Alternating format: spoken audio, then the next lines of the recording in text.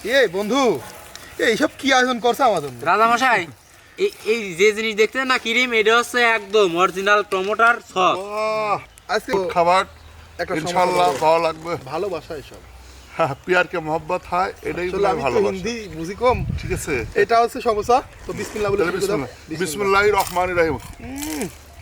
দোস্ত সস আমারও আছে। হুম